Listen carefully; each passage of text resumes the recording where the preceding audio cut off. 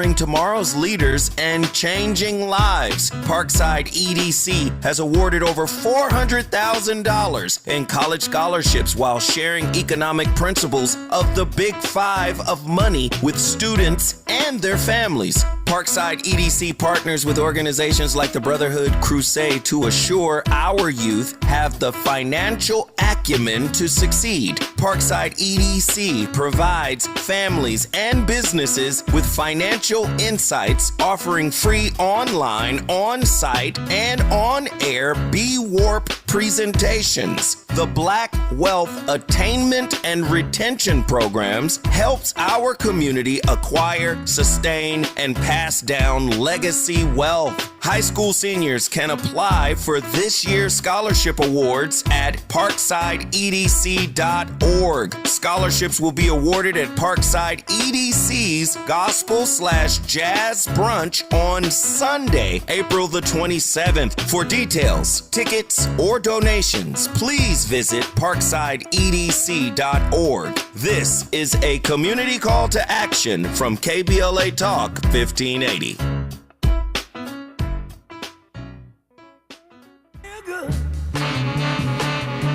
I knew that I wouldn't. I feel good. Can you hear me okay? I knew that I wouldn't. Corey, can you hear me? I hear you fine. Do you hear me? So good. So good. You don't hear me? I got you. How about now? I feel nice. I'm Tavis, Smiley. Glad to have you with us in this third and final hour of our program today. That audio you heard is us trying to link up with our Zoom people. We got to figure that out, Miles. Every time we do this, we hear the Zoom folk while we're trying to get them on the line, on the air. And that ain't cool. So we'll figure that out. But two fire hours today, hour one and hour two. In this hour, a conversation with Boing Boing co-founder, science fiction author and journalist Cory Doctorow about how to use intellectual property laws to respond to Donald Trump's tariffs. His latest book, by the way, is also called Picks and Shovels. The book is about how the personal computer became the most powerful tool for crime ever invented, and we'll work our way inside that book as well. So it should be a fascinating hour with Cory Doctorow when we come forward in just a second and get him on the line. But I certainly want to thank, as I said earlier today, Frank Wooderson for that powerful conversation in hour two about Afro-pessimism. And I see people have reached out to us to ask me once again the title of Richard Wolff's book. Richard Wolff, the noted economist, was our guest in the first hour. His book, by the way, is called Understanding Capitalism. That's the name of the book. For those of you reaching out asking what that title is, so Understanding Capitalism is the name of Wolff's book in the first hour today, and Afro-pessimism is the name of the book by Frank B. Wooderson III in the second hour of our conversation today. So I'm fascinated for about what Cory has to say with regard to these tariffs. I've said many times that on this program, it's always fascinating for me how the dots sort of connect. And we started in our first hour talking to the legendary economist Richard Wolff about a variety of things. One of those things being these Trump tariffs. And everybody has some sort of idea, some sort of frame for how we respond to these tariffs. As you recall, Donald Trump jumps out there and says that we're going to put tariffs on everybody on the globe, everybody on the planet. And the pushback from China and the EU was swift, certain, and severe. So much so that Donald Trump had to back down on that thing. He caved and said that for the next 90 days, we're going to pause this program. We'll see if that pause turns into something more long-standing. But that was his phrase. We're going to pause these tariffs for 90 days. And so we're all waiting to see what happens in 90 days. But he got his behind handed to him on that tariff issue. And so there are folk trying to figure out now how we navigate this period where these tariffs, if they are real, end up impacting and hurting, as Sly Stone might say, everyday people. And so Cory Doctorow thinks he has an idea of how to respond to these Trump tariffs, including the use of intellectual property laws. I think I finally got Cory now. Cory, can you hear me now? I hear you fine. I'm sorry about all the digital problems. You think that a guy who's got like a degree in computer science can figure this stuff out, but I guess not. Well, you know, I I won't put all the blame on you. I'm just glad we got you on the line now, and we can commence this conversation. So I took some time there while we're waiting on you to try to set the frame for this conversation as best as I could. One of the things I want to get to in this conversation is your book, Picks and Shovels, about, again, how the personal computer has become the most powerful tool ever invented for crime. We'll get to that later in the conversation. Glad I've got you for the hour. But I want to spend the first part of this first half hour of this conversation or so talking about these Trump tariffs and your idea about how to respond to them. I was saying a moment ago that we were honored in our first hour, Corey, to have the legendary economist Richard Wolff on this program. And so we talked to Richard Wolff today a bit about these tariffs and got his point of view on it. But I'm anxious to hear your idea about how we respond to them. Before I get to the response, broadly speaking, tell me how you view these Trump tariffs, and then we'll get to how we respond to them. Well, I think that there are instances in which tariffs can be used to create domestic manufacturing capacity and to nurture it. And I think when you look at the history of countries that have successfully developed, there's always been tariffs in the mix.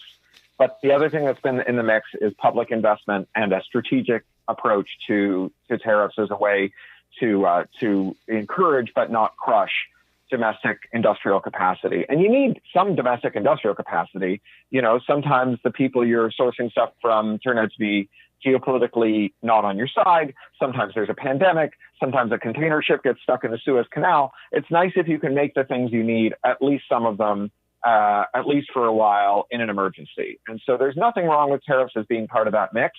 But this spray and pray approach to tariffs, where it's just like thousands of percent or hundreds of percent or 10%, or maybe it's nothing, or maybe they're on, or maybe they're off. This just doesn't make any sense. Yeah. This is the opposite kind of certainty that allows for what economists call capital formation, which is when people say, okay, we're going to raise a bunch of money to like build a factory. You have to have some sense that that factory will still have a market when it's done in 3 years. Otherwise, no one's going to build a factory. We won't get any industrial capacity here. Yep. I was reading a whole lot of stuff preparing for this conversation. I want to make sure I can keep up with Cory Doctorow as best I can. So I tried to prepare myself for this dialogue in this hour. And one of the pieces I read, I'm going to tee it up now. I'll let Cory respond to it when we come forward here in just a moment. But the piece I was reading, one of the pieces was encouraging us to get ready for what the writer of this particular article called greedflation. Get ready for greedflation and tariff profiteering led by, wait for it, Amazon, who controls the price of everything no matter where you buy it. There's that part of this, right? No matter where you buy it, Amazon seems to, given the behemoth that they are, they seem to control the price of everything, again, no matter where you buy it. So some are encouraging us to get ready for greedflation and tariff profiteering. We'll take Cory's temperature on that for starters and a great deal more when we come forward on Tavis Smiley. Generous listening. Charitable listening. It's why everybody wants to talk to Tavis. The conversation continues when we come forward.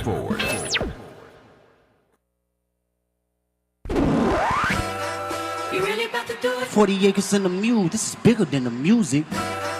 You really about to do it? Yeah, they tried to rig the game, but you can't fake influence. Who among us doesn't like black music? But Kendrick is right. This moment is so much bigger than music. These are serious times. We've got serious problems, and we need serious people who understand that slogans are not solutions. When you want substantial and sober analysis about things that matter to you and the ones you love, this is where you turn. We're KBLA Talk 1580, and we've got your black.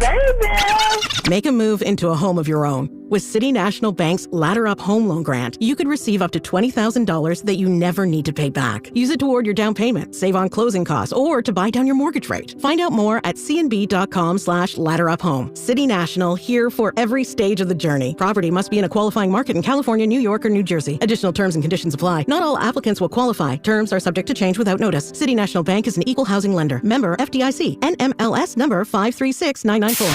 KBLA Talk 1580. We've got a lot to talk about. KBLA Talk 1580, connecting you with services and solutions. The Los Angeles Regional Food Bank is on a mission to fight hunger and provide nutritious food to those in need across our community. They partner with federal, state, and local programs advocating for better policies and funding for critical hunger relief programs like Cow Fresh, the Emergency Food Assistance Program, and the Child and Adult Care Food Program. The food bank works with coalitions and local representatives to make sure hunger is addressed in every district of LA County. They also run nutrition education campaigns, raise hunger awareness, and source nutritious food for distribution, all while supporting regulations that allow food pantries to operate safely. Want to help? Visit lafoodbank.org or call 323-234-3030 to volunteer or find a food bank near you. Together, we can ensure that no one goes hungry in Los Angeles County. This is a community call to action from KBLA Talk 1580.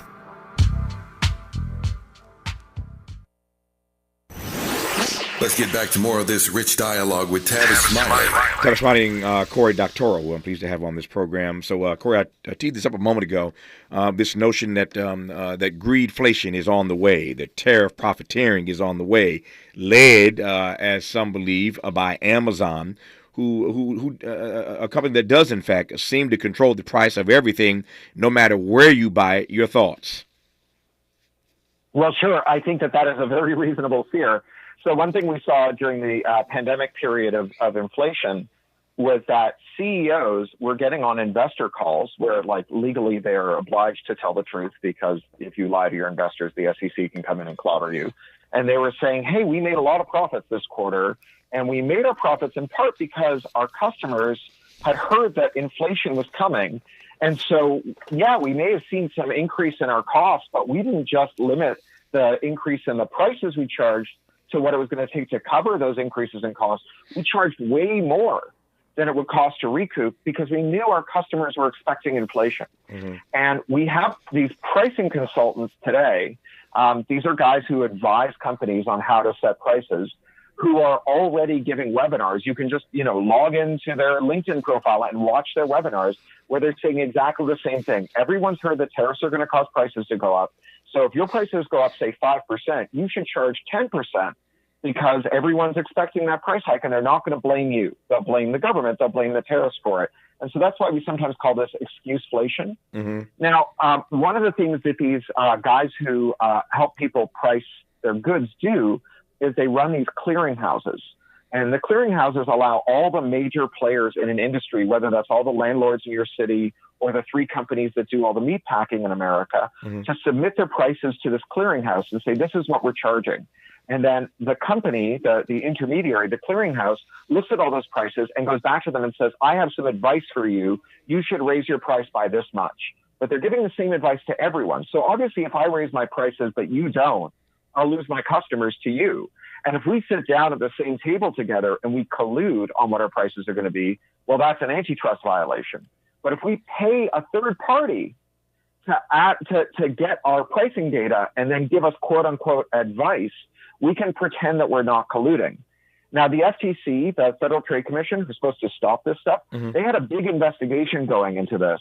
And that investigation was killed on day one of the Trump administration, when the new chair of the Federal Trade Commission canceled a whole ton of the FTC's outstanding work and replaced it with a snitch line so that FTC employees could rat each other out for being woke, whatever the hell that means, mm-hmm. and which has no impact on your household expenses or mine. And so then we come to Amazon, and about 58% of all American households have Amazon Prime, which means that they've already paid for a year's shipping in advance on Amazon. Mm-hmm. And when you limit that stat to affluent households, right, the people who buy the most, it's more like 90%. And so that means that if you're a seller, you've really got to be on Amazon, because people who have Prime, they've already paid for their shipping this year. They start their search for goods on Amazon, and if they find what they're looking for, almost all the time they stay on Amazon and buy it. And that means Amazon has a lot of leverage over sellers. And so today, Amazon takes between 45 and 51% out of every dollar that a seller on Amazon is making from you. That's the Amazon tax, up to 51%. Now, most businesses don't have a 51% margin, right? If you're selling whatever, lip gloss or books or shoes or something else you make or import, you don't have a 51% margin. You can't afford to give Amazon 51% without raising the prices, which is what everyone does.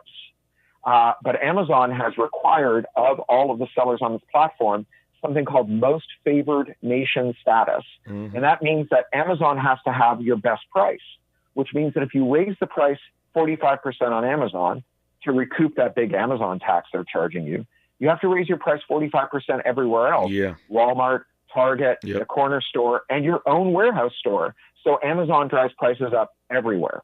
So is greedflation on the way? Well, look, there's a cop who's supposed to be on the beat for this, and that cop has announced that they're not going to police it.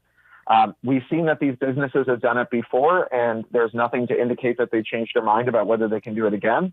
And we've seen the industry that encourages this kind of activity has gone into overdrive and is really encouraging everyone you buy things from to take advantage of the tariffs as a way to charge you more than the tariffs are raising their prices. So when you have motive, means, and opportunity all in one package, I think it'd be pretty naive to think that these guys are going to wake up and say, when we did this a couple of years ago at the height of the pandemic, that was wrong. We should never do it again. Never mind that the people who would punish us for doing it have announced that they're not going to enforce the law. I just feel bad about myself if I did. I think these guys will do it all day long.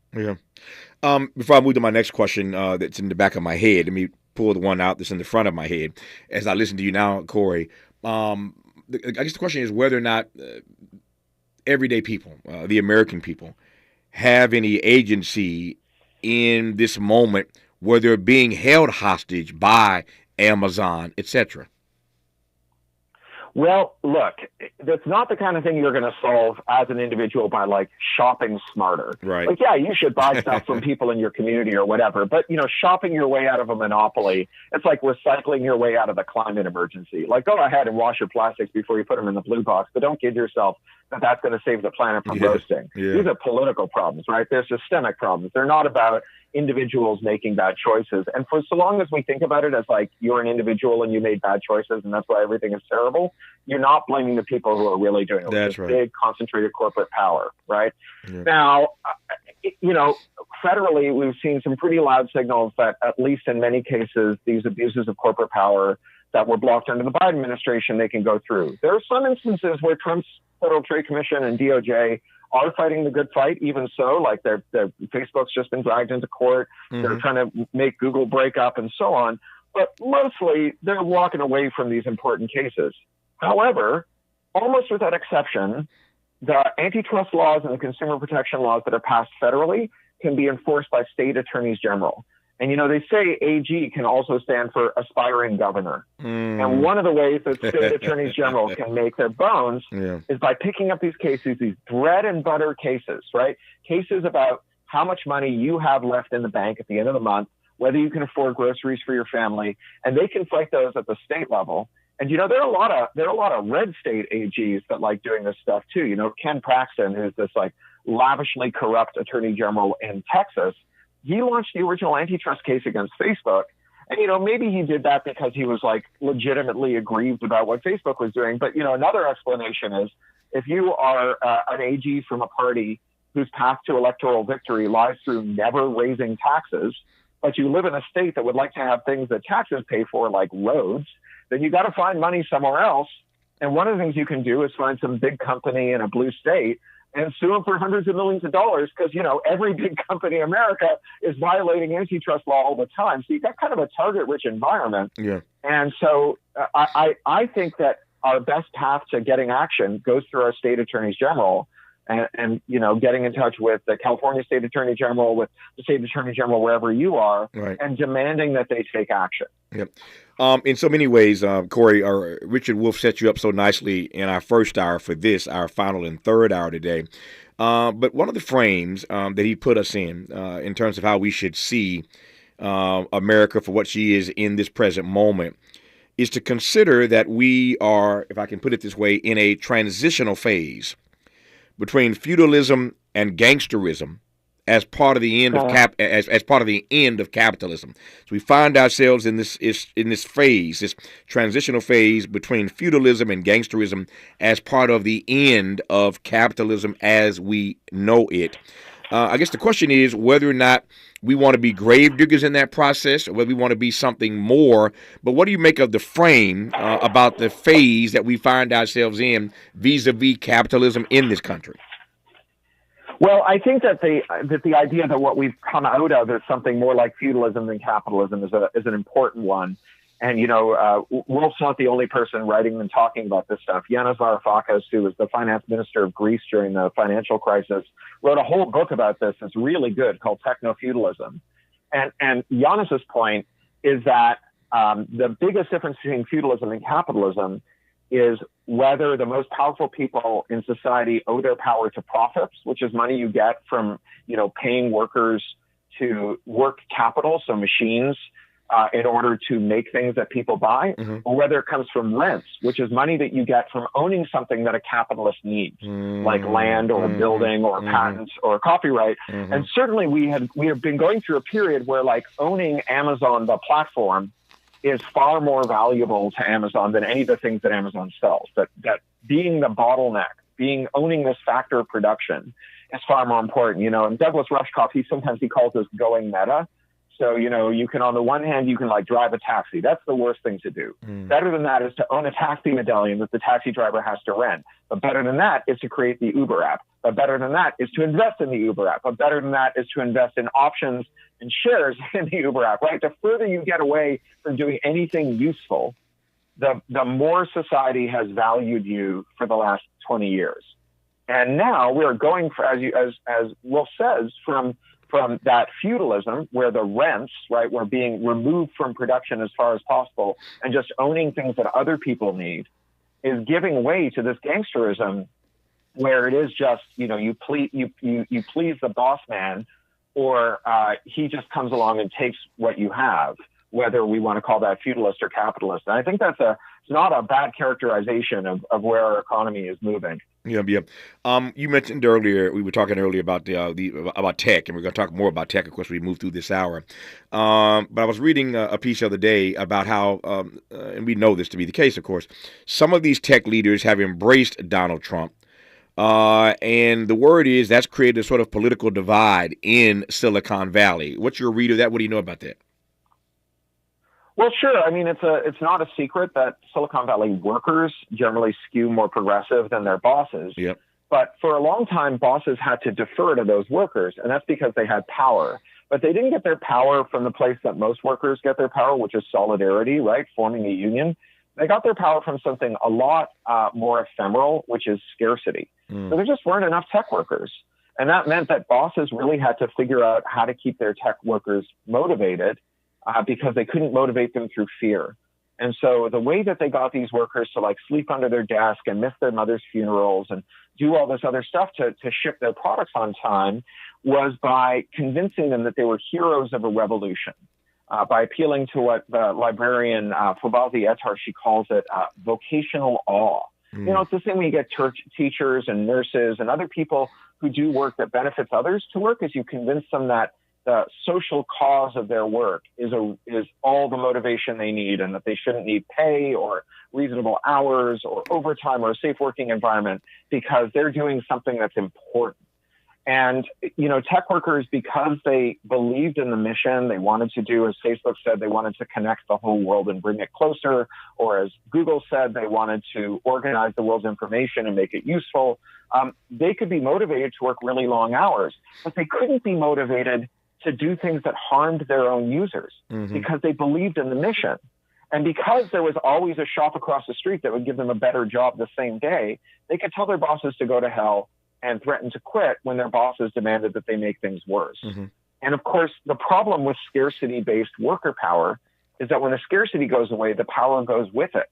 And so we've just been training engineers to the point where now there's enough engineers, right? So we saw 250,000 tech layoffs in 2023, 150,000 in 2024, tens of thousands so far this year. And Facebook, Meta, they just announced that they're going to fire 5% of their technical staff across the board and they were going to double the bonuses that they were paying to their executives. Yeah. So I think that, this fact that executives, forever were in a position where their politics were, I'd sell my mother for a nickel, but they had to act like they gave a damn because they needed to keep the workers happy. Yeah. And now they don't need to keep the workers happy. Yeah. So, this is creating a big divide. I think it's accelerating the move towards unionization in Silicon Valley, and not a moment too soon, because that's the only source of real power for workers is solidarity. But, it's happening in an environment where Trump is dismantling the National Labor Review Board. The good news is that, Trump thinks that if you get rid of the referees, that the game has to end. Mm-hmm. And I think smart union organizers know that when you get rid of the referees, it means there's no more rules. Yeah. And the rules that unions had to play under with the NLRB often tied their hands behind their back. And now that we're not giving a damn about what the NLRB has to say, there's no reason for unions to play Mr. Nice Guy anymore. Yep. I got a tight 2 minutes right now. Of course, when we come forward, I got the rest of the hour. But let me just get one more. Let me get one more question in these 2 minutes, and we'll continue as we move through again the second half hour of this conversation. As you were talking, though, I was thinking about this notion of authoritarianism, and when we talk about our politics these days, certainly vis-a-vis Donald Trump, he is being called and is in fact moving as if he is an authoritarian. But we don't talk about tech authoritarianism, which many people believe is on the rise. Never mind what you've just said. What do you make of it? Well, sure. I think the most important impact that tech has on authoritarianism is it means that you can sustainably be worse. Right. So, there's this kind of equilibrium where you want to be as bad as you can, but no worse. Right. Mm-hmm. You don't want to get to the point where people are so angry at you that they start building guillotines on your lawn. And there's a place where it's like cheaper to build schools and hospitals than it is to pay, guards to keep the guillotines from going up. And one of the things that tech does is it makes it cheaper to keep the guillotines off your lawn. You can spy on people. You can separate the sheep from the goats. You can use drones. You can use all kinds of technology to neutralize popular uprisings. And that means that you can make things worse without worrying that you're going to lose your head. Yeah. Speaking of guillotines on the lawn, when we come forward, I want to ask Corey his read of Mr. Luigi, who allegedly murdered the CEO of United Healthcare. And there are those who believe that with all the talk about that and the trial will be forthcoming, et cetera, that when all is said and done, more has been said than done. Not a whole lot has changed. Certainly not what we hoped for after that happened. We thought that might be a moment where the healthcare industry and its leaders might get the message. What they did get was the message they did get was they need to beef up their security. They all beefed up their personal security. But insurance companies are still denying even when they approve. And so not much has changed, even though one of their leaders took it to the head, literally, and was murdered. Again, they surrounded themselves with more security. But in terms of how they move and how they show up and how they treat their clients and their customers, nothing in that regard has changed. I want to get Corey's take on that. And, of course, we'll talk about his book, his new book, Picks and Shovels, about the personal computer and how it has become the most powerful tool ever invented for crime. So a great deal more to cover with Corey Doctorow. Delighted to have him on this program. You're listening to Tavis Smiley. Why does Tavis say when we come forward? Because he's not going back. And you don't have to go back either. Forward ever, backward never. More of Tavis Smiley when we come forward.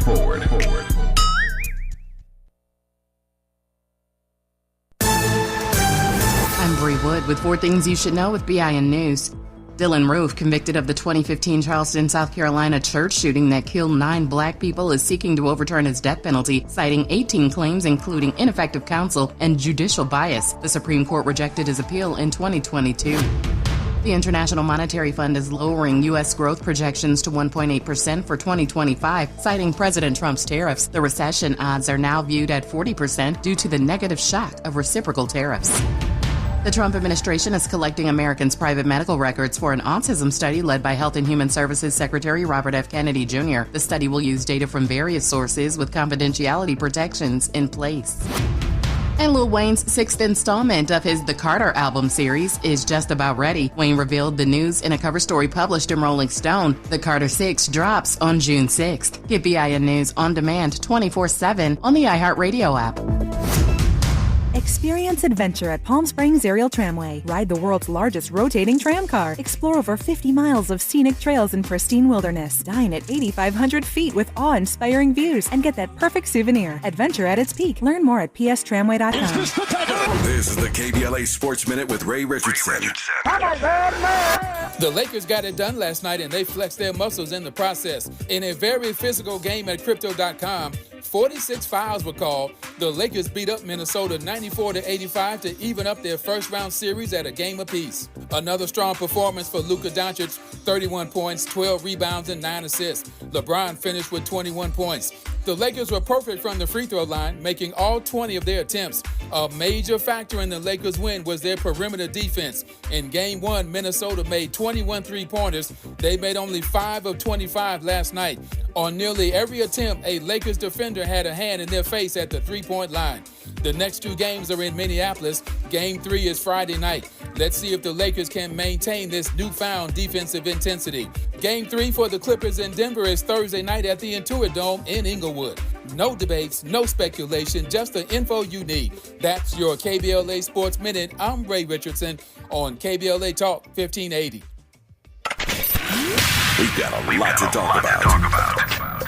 Hi, I'm Zoe Williams, a.k.a. the Voice of Reason, encouraging you to join me weekdays from 7 to 9 p.m. for the world's most intriguing relationship radio roundtable. Every night, I facilitate and encourage our loyal listeners to participate in the most engaging relationship discussions you'll hear anywhere. So make it a point to rendezvous with me, Zoe Williams, the Voice of Reason, Monday through Friday, 7 to 9 p.m. Pacific Standard Time. Trust me, your relationships will never be the same. The VOR is on fire tonight. Unapologetically progressive. KBLA Talk 1580. We've got your black.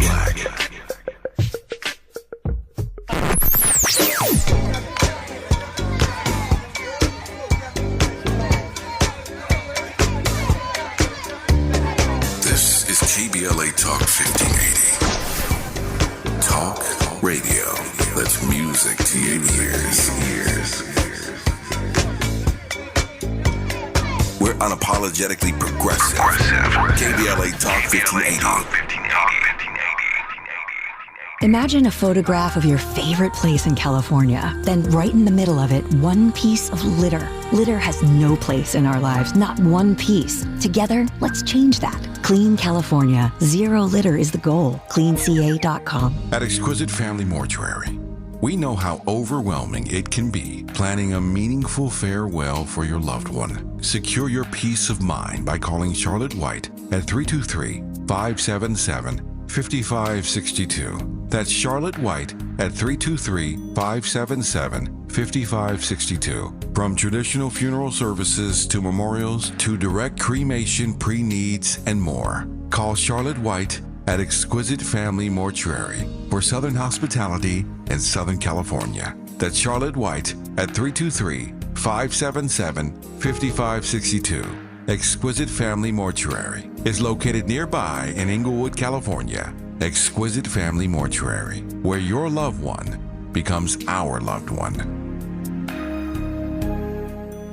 Paid for by government.com. Did you know? The United States Mint has issued a new Morgan silver dollar coin in proof condition for the first time. Not only that, they are also minted in 99.9% pure silver for the first time ever in history. Coin experts are calling this an amazing opportunity for anyone that knows the enduring popularity of Morgans. But you must hurry. Only 400,000 of these legal tender silver dollars were issued. These first ever Morgan silver dollars are brand new with stunning mirror-like finish, minted by the iconic San Francisco Mint. Call now and you're guaranteed a new first ever 99.9% pure silver proof Morgan dollar. To learn more, call 1-800-973-9717. If you order now, you will receive a free coin collector bonus pack, a $25 value, free with every order. Call 1-800-973-9717 now to secure your new Morgan silver dollars before they are gone. That's 1-800-973-9717.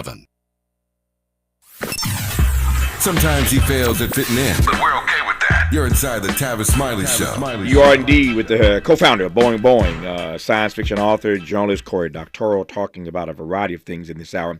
I love talking to smart people. Cory can you can tee up pretty much anything, and Cory can hit it out of the park. So I'm delighted to have him on this program in this third and final hour of today's show. So Cory was talking a moment ago, in case you just tuned in, somewhat humorously, about guillotines on the front lawn. And what's not funny is what happened in broad daylight in Manhattan when Mr. Luigi allegedly, the trial has not happened as yet, of course, allegedly shot and killed the CEO of United Healthcare. There were many of us who thought or hoped that that would be a moment where healthcare as we know it in this country would finally get it. I've said many times that people wake up eventually either because they see the light or they feel the heat. It's clear that the healthcare industry will never see the light, but maybe if they felt some heat, and again, nobody's condoning, vigilantism, but the conversation became very robust, as you all recall, about whether or not the industry would take a lesson from this. Well, the lesson they took, as I suggested earlier, is that they beefed up their security. All the CEOs beefed up their security. You can't get near them these days. But the companies that they run are still denying even when they approve. Cory. Talk to me, Cory. Can you hear me? Is your mute button on, Cory? Cory. Yeah, my mute button was on. I managed to put my mute button on. It's like a Zoom conference. Someone's talking with their mute button on. So, look, I'm pretty sure Luigi didn't do it because he was with me that day, and I'll testify to that in court. I wrote a novella called Radicalized that came out in a collection with the same title in 2019. Mm-hmm. And it's a story about men whose partners are dying of cancer who find a message board online for support. And really what it becomes is a message board for men whose partners are dying of cancer, partners or children are dying of cancer that could be cured, but their insurers are blocking the treatment. And it becomes not just a support group, but a place where they start radicalizing each other to kill healthcare executives. Mm-hmm. And, I did not write this story because I wanted it to happen. Science fiction is a warning, not a suggestion. But I wrote it because I found it really odd. And I have to admit to something here. Like all the best Americans, I'm actually a Canadian.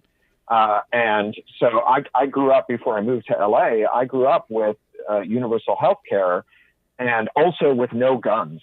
And I live in Burbank, which has more gun stores per capita than any other city in America, and where we have the same problems as with healthcare that everyone else in America has.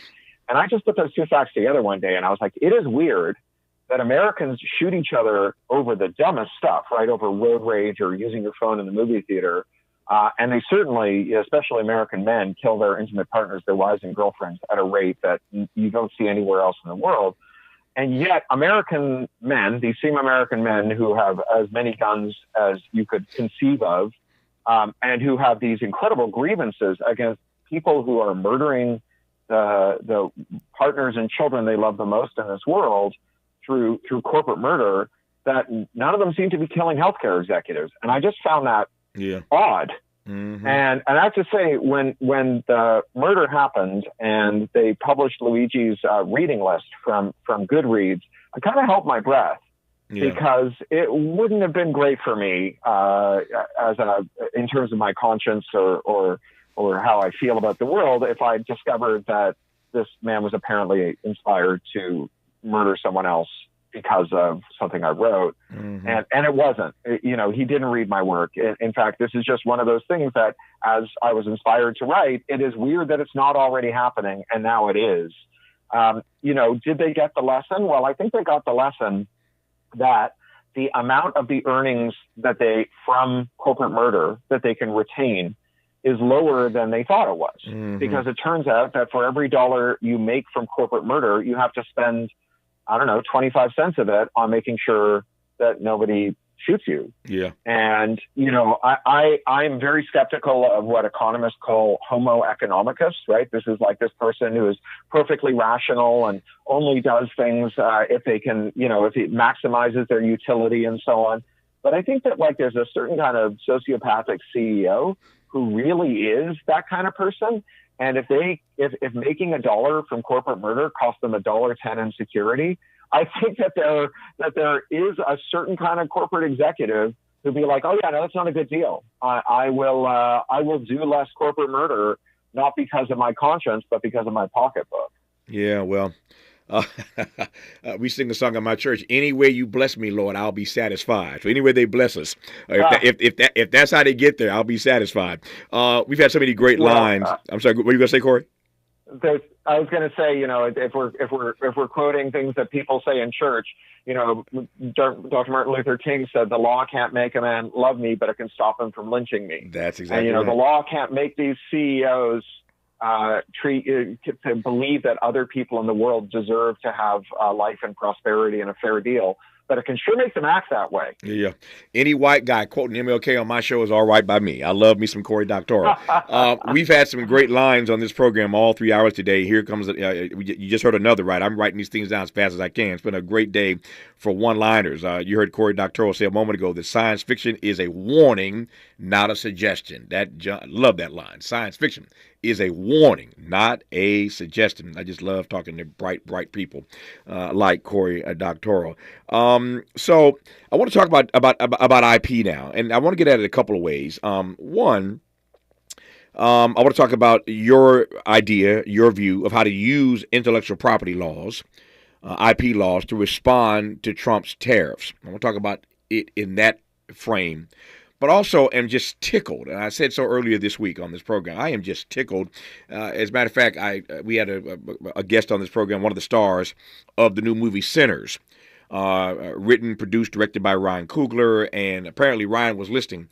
And yesterday, to my surprise, it was very sweet. Ryan sent me a big old delivery of Sinners stuff and other stuff to my office from Warner Brothers yesterday, which is very nice of him. So good to know that Ryan is listening to the conversation and again, very, very kindly sent me a big box of stuff yesterday following that conversation this week. So thank you, Ryan. Thank you, Ryan. If you're listening again, I deeply appreciate that.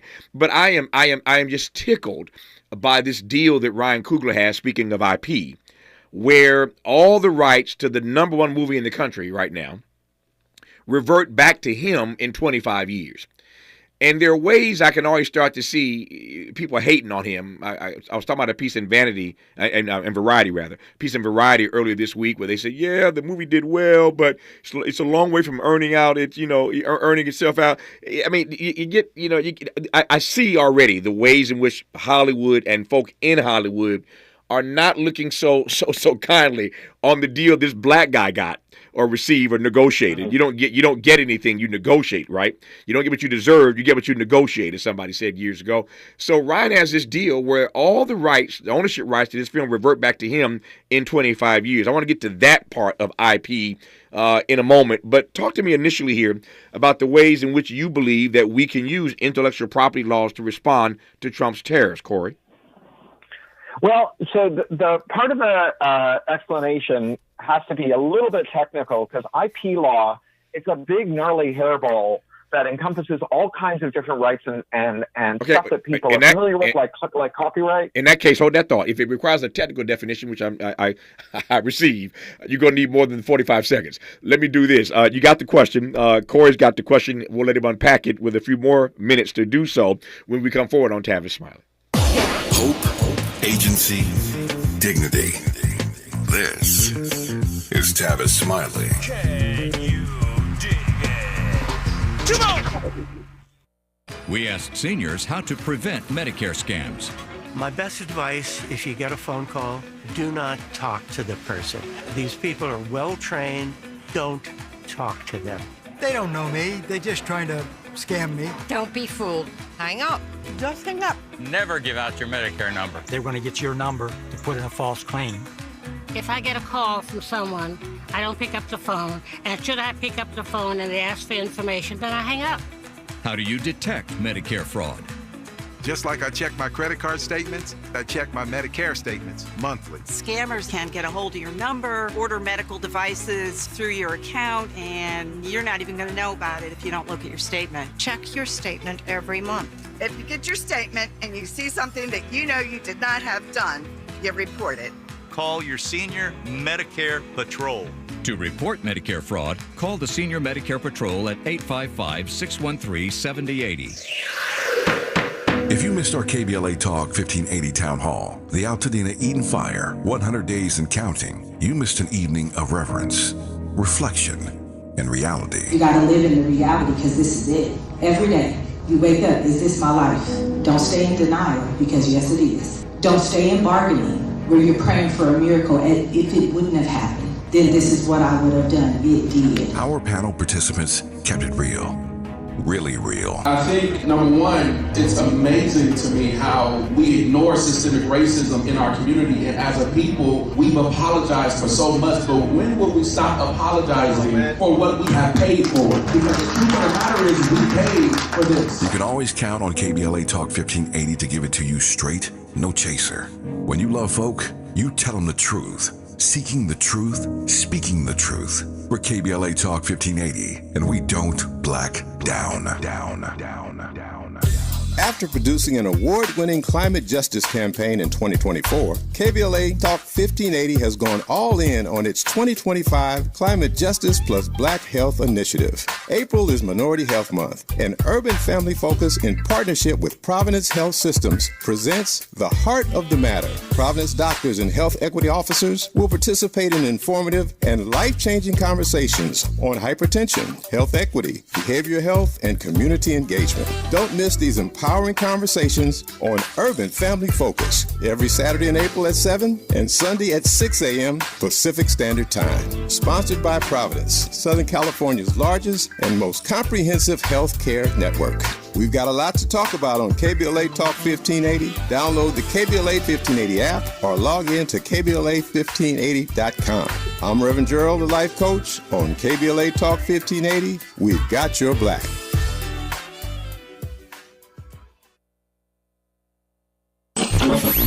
Freedom is an endless meeting. So let's get back to it with Tavis Smiley. Tavis Smiley and Corey Doctorow. Okay, Corey, you got a few more minutes now. The question was, how do we use intellectual property laws to respond to these Trump tariffs? Take it away, Corey.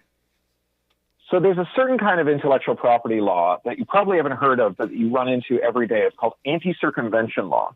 And it's law that says that it's against the rules to break a digital lock, even if you don't do anything wrong after you break the lock. So say you've got a printer and the printer ink has got a digital lock and the chip that's on it to make sure that you're not refilling the cartridge or buying third-party ink. It's not a copyright infringement to decide that you want to buy ink from someone other than HP, but because HP's lock is specifically protected by anti-circumvention law, it's against the law for someone to sell you the tool so that your printer stops checking the ink so that you can just use whatever ink you want. And this is kind of an invitation for companies to rip you off. So like HP has raised the ink until the price of ink until it's the most expensive fluid you can buy as a civilian without a permit. Ink is now more than $10,000 a gallon. You are printing your grocery list with colored water that costs more than the semen of a Kentucky Derby winning stallion. Wow. Right? So this is just an invitation for companies to rip you off. And these digital locks are in everything. They're in our cars. So this is why an independent mechanic can't fix your car anymore, because they have to buy a special tool to read the diagnostic information out of your car. That tool costs $10,000 per year per manufacturer. It's in your insulin pump so that it will only work with the manufacturer's glucose monitor. It's in your phone so that you can only buy apps from their app store, and that app store takes 30 cents out of every dollar you spend. And it's in your games console so that you can only install official blessed games. And again, they're taking 30 cents out of every dollar that you spend on the game and in the game. So America has exported not just these technologies around the world, but they've also exported anti-circumvention law. So in Canada, for example, there's a law called Bill C-11, went into effect in 2012, and it makes it illegal to jailbreak, to modify digital technologies so that Canadian companies can serve Canadian customers. So you could have a Canadian app store for your phone or your Xbox so that you could jailbreak your printer so that it could take anyone's ink, so that you could jailbreak your Tesla so that instead of giving Elon Musk $100 a month for all those subscription features, you just pay once to a mechanic and they're unlocked forever. Canada right now is thinking about retaliatory tariffs. In fact, they've already slapped them on. And so what they're saying is that for everything that they import from America, they're going to tax it at 25%. Well, this just makes things more expensive for America, or for Canadians, rather. It's a very weird way of punishing Americans. It's like punching yourself in the face really hard and hoping your downstairs neighbor says, ouch. And it's pretty indiscriminate because mostly the people that you're punishing here are people who are blameless, right? Like taxing soybeans is just screwing some poor guy in Iowa. Yeah. But if Canada were to make it legal to end all of these grifts and rackets, they could nurture a domestic Canadian tech industry for jailbreaking every kind of device, service, store, and app so that Canadians could buy those services from other Canadians. Canada could export them around the world, including to America, so you wouldn't be limited to just getting reasonably priced pharmaceuticals from Canadians. Mm-hmm. You could also get the tools of technological self-liberation from Canadians, and it would strike directly at the most valuable companies on the S&P 500 and strike them in the place where they make the most money. So rather than just like being offended at Elon Musk's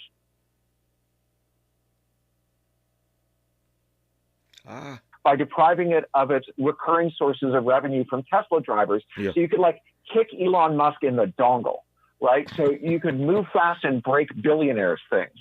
And so this, I think, is a response that is great because you're not making stuff more expensive. You're making it cheaper. Yes. You're not indiscriminately punishing Americans. You're not just indiscriminately punishing Canadians. And you are spreading out technological industry all over the world. So I think that this is a once-in-a-lifetime opportunity that we should be seizing everywhere. Brilliantly explained. Couldn't have done it better myself, but I'm pumped. In our remaining moments with Cory Doctorow, I want to give him some time to go inside or take us inside the book, Picks and Shovels. You're listening to Cory Doctorow, and I'm glad about it, on Tavis Smiley. What's your quarrel with the world? You're listening to Tavis Smiley.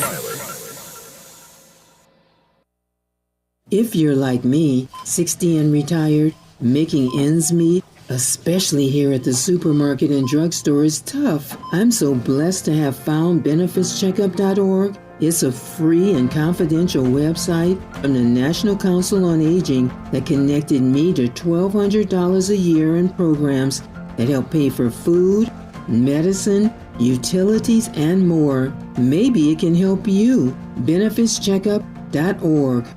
You know where you want to go in life, and City National Bank can help. City National knows the dedication it takes to build your vision for the future into a reality, and our team is here for you. We have a wide range of options to help, from personal savings accounts to interest-bearing money market savings accounts and more, all designed to help you get where you want to go. City National, here for every stage of the journey. Learn more at cnb.com. City National Bank is a subsidiary of Royal Bank of Canada, member FDIC. The California Crusader newspaper would like to thank all of our subscribers for their support throughout the years, proudly serving the South Los Angeles and South Bay areas for more than 40 years. The California Crusader is a multicultural, Black-owned, adjudicated newspaper that focuses on providing newsworthy information to the people in our community.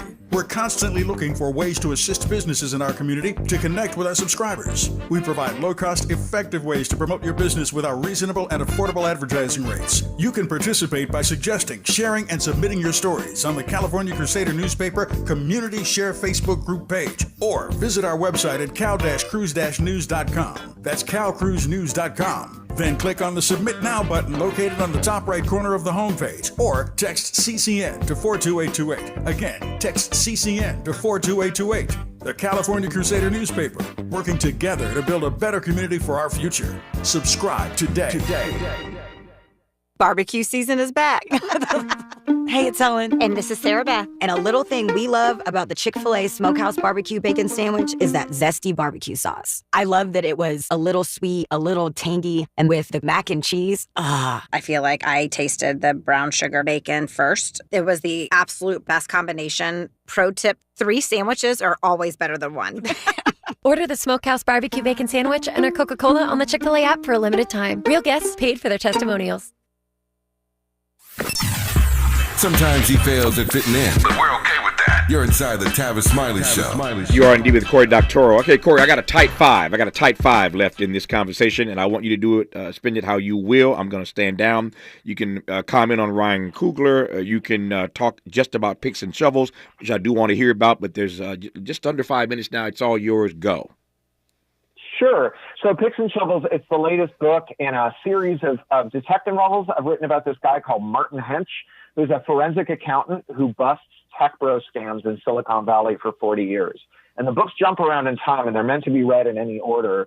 This one is his first adventure. And so in Picks and Shovels, we meet Marty as he shows up in Silicon Valley in the early 1980s at the heyday of the weird, heroic PC, when no one knows what computers are for or what they're supposed to look like or who's supposed to buy them. And he finds himself embroiled in this scandal revolving around a company called Fidelity Computing that sounds like the setup for a joke. It's run by a Mormon bishop, a Catholic priest, and an Orthodox rabbi. But the joke is that it's a pyramid scheme. And what they're doing is recruiting parishioners to sell each other these computers, and that the computers themselves are designed to lock them in. So you can't get your data off of them. They only work with special floppy disks that cost 10 times as much as a regular one. The printer only accepts paper with special sprocket holes that you can only buy from them. And Marty quickly figures out these are the bad guys. He goes to work for their rivals, a company called Computing Freedom. And Computing Freedom is founded by three women who ran the sales organization at Fidelity Computing. There's a nun who left her order because she got involved with liberation theology, a Mormon woman who's left the faith because of her commitment to the Equal Rights Amendment, and a queer Orthodox woman whose family has kicked her out because she's come out to them. And they're making the tools of technological liberation. They're making it possible to get your data off that computer, to use any floppy drive you want, to undo the damage they've done to the financial well-being of the people who trusted them. And it turns out that the kind of religious leader who's prepared to exploit the people who trust him for millions of dollars is not above spectacular acts of lethal violence to keep the millions flowing. And what starts as a commercial dispute becomes a shooting war set in the early 1980s when Reaganomics is remaking the land, when the AIDS crisis is changing San Francisco forever, and when tech is remaking the world. It was a really fun, historic kind of romp to write, and it's got incredible reviews. It's a bestseller now, and it's in its 6th week of publication. It's on the bestseller list now. And I'm very pleased to have had so much good feedback about it. No, it is a romp. There's one word for it. It's a romp, and it is getting great reviews. I've read them, and it is on the bestseller list. I've seen that. So congrats on Picks and Shovels. I've got just about 60 seconds left here. Jack Dorsey, Elon Musk, speaking of tech, are calling for IP laws to be deleted. But Ryan Coogler just struck a nice deal for himself on his IP. What say you, sir?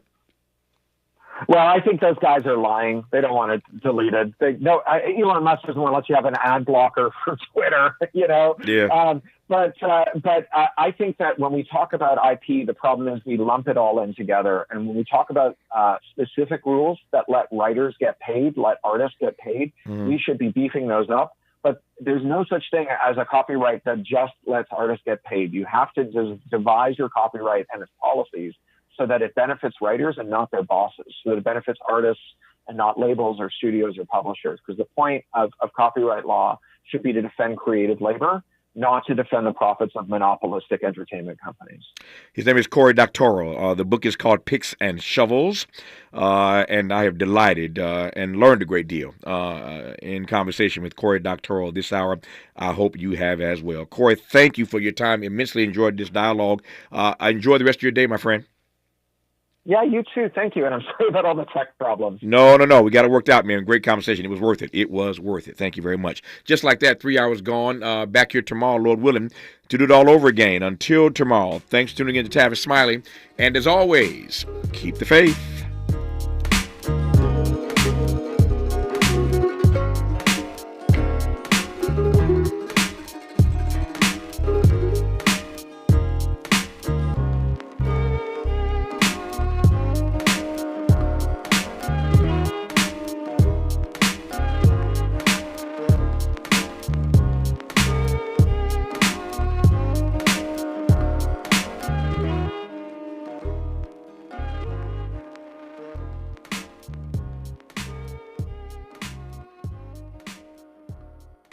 KBLA 1580 Santa Monica. I'm Avery Wood with 4 Things You Should Know with BIN News.